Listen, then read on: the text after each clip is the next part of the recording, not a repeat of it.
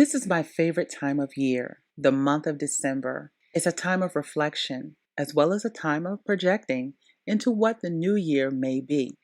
But one of the things we should always be able to think about, not just during December, but throughout the entire year, every day, is the greatest gift. This free gift, this great, awesome gift that was given to mankind. This is the time you can definitely focus on that gift. It's a gift called love. And how was that love personified? It was through a man named Jesus who came into this world, God's only Son. He gave his Son for us, for you and I. And what we will do is venture throughout the book of Luke during the month of December, the first 25 days, and we will look at the life of this wonderful man named Jesus and remember his love, the greatest love of all.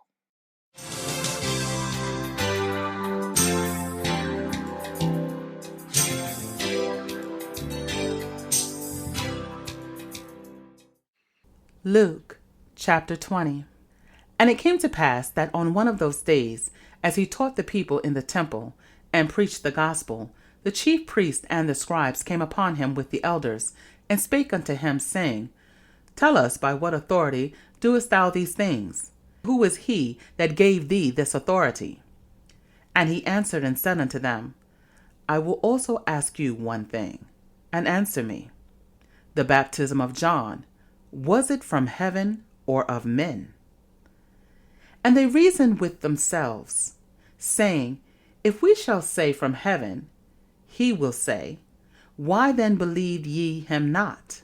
And if we say, Of men, all the people will stone us, for they be persuaded that John was a prophet. And they answered, that they could not tell whence it was. And Jesus said unto them, Neither tell I you by what authority I do these things. Then began he to speak to the people this parable. A certain man planted a vineyard, and led it forth to husbandmen, and went into a far country for a long time. And at the season he sent a servant to the husbandmen, that they should give him of the fruit of the vineyard. But the husbandmen beat him, and sent him away empty. And again he sent another servant, and they beat him also, and entreated him shamefully, and sent him away empty. And again he sent a third, and they wounded him also, and cast him out. Then said the Lord of the vineyard, What shall I do? I will send my beloved son. It may be they will reverence him when they see him. But when the husbandmen saw him, they reasoned among themselves, saying, This is the heir. Come, let us kill him, that the inheritance may be ours. So they cast him out of the vineyard and killed him. What therefore shall the Lord of the vineyard do unto them? He shall come and destroy these husbandmen, and shall give the vineyard to others. And when they heard it, they said, God forbid.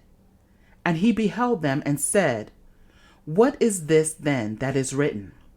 The stone which the builders rejected, the same is become the head of the corner. Whosoever shall fall upon the stone shall be broken, but on whomsoever it shall fall, it will grind him to powder. And the chief priests and the scribes the same hour sought to lay hands on him, and they feared the people, for they perceived that he had spoken this parable against them. And they watched him, and sent forth spies, which should feign themselves just men, that they might take hold of his words, that so they might deliver him unto the power and authority of the governor. And they asked him, saying, Master, we know that thou sayest and teachest rightly, neither acceptest thou the person of any, but teachest the way of God truly. Is it lawful for us to give tribute unto Caesar, or no? But he perceived their craftiness, and said unto them, Why tempt ye me? Show me a penny. Whose image and superscription hath it? They answered and said, Caesar's. And he said unto them, Render therefore unto Caesar the things which be Caesar's, and unto God the things which be God's. And they could not take hold of his words before the people, and they marveled at his answer, and held their peace. Then came to him certain of the Sadducees, which deny that there is any resurrection. And they asked him, saying, Master, Moses wrote unto us, if any man's brother die, having a wife, and he die without children, that his brother should take his wife, and raise up seed unto his brother. There were therefore 7 brethren, and the first took a wife, and died without children. And the second took her to wife, and he died childless.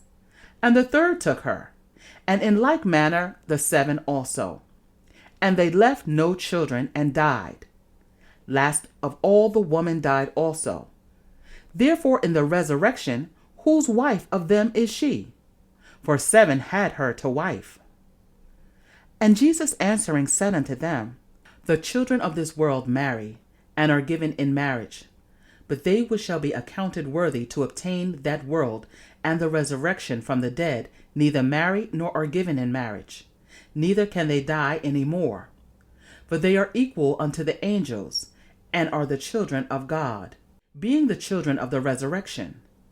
Now that the dead are raised, even Moses showed at the bush, when he called the Lord the God of Abraham, and the God of Isaac, and the God of Jacob. For he is not a God of the dead, but of the living, for all live unto him.